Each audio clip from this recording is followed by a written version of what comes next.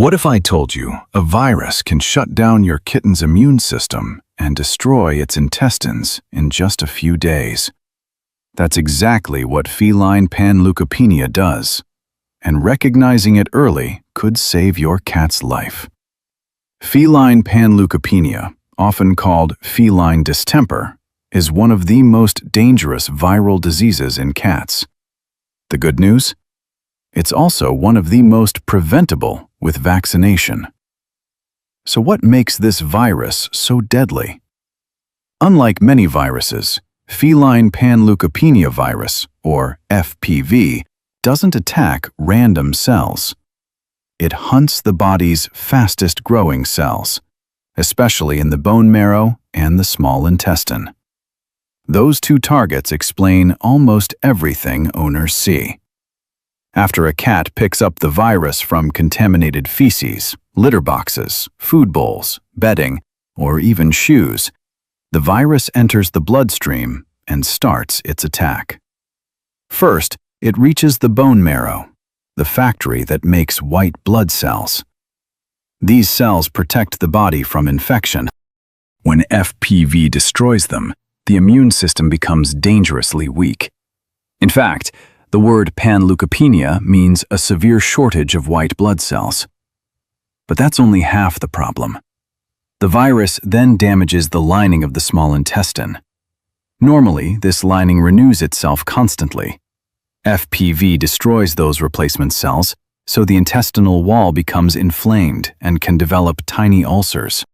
Water and nutrients are no longer absorbed properly, and bacteria can leak from the intestine into the bloodstream. Now, the symptoms suddenly make sense. Most cats first become quiet, stop eating, hide more than usual, and develop a fever.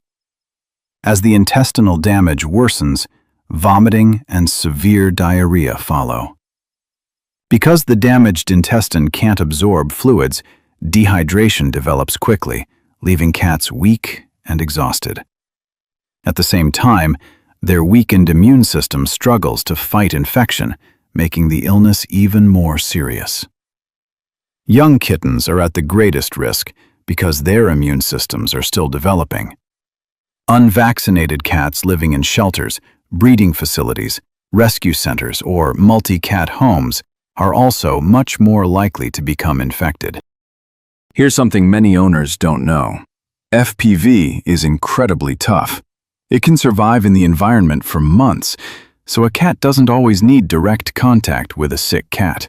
A contaminated carrier, bedding, litter tray, or even your shoes can spread the virus. Fortunately, this virus does not infect people, but it spreads very easily between cats, so infected cats should be isolated immediately. So how do veterinarians diagnose it? A physical examination and your cat's history provide the first clues. Blood tests often show a dramatic drop in white blood cells, while fecal antigen tests, or PCR testing, help confirm the virus. There isn't a medication that directly kills FPV. Instead, treatment focuses on intensive supportive care, replacing lost fluids, controlling vomiting, providing nutrition, and preventing secondary bacterial infections while the cat's immune system recovers. The earlier treatment begins, the better the chances of survival. The most important protection is prevention. Keeping your cat's vaccinations up to date is the best defense. If you've had an infected cat at home, thorough disinfection is essential because this virus survives far longer than many owners expect. The biggest lesson is simple. If your kitten suddenly stops eating, becomes unusually quiet, or starts vomiting or having diarrhea, don't wait. These aren't just stomach problems. They could be the first signs of a life-threatening disease where every hour matters. Would you have recognized these warning signs before watching this video? Tell me yes or no in the comments, and follow for more veterinary pathology explained in a way that's easy to understand.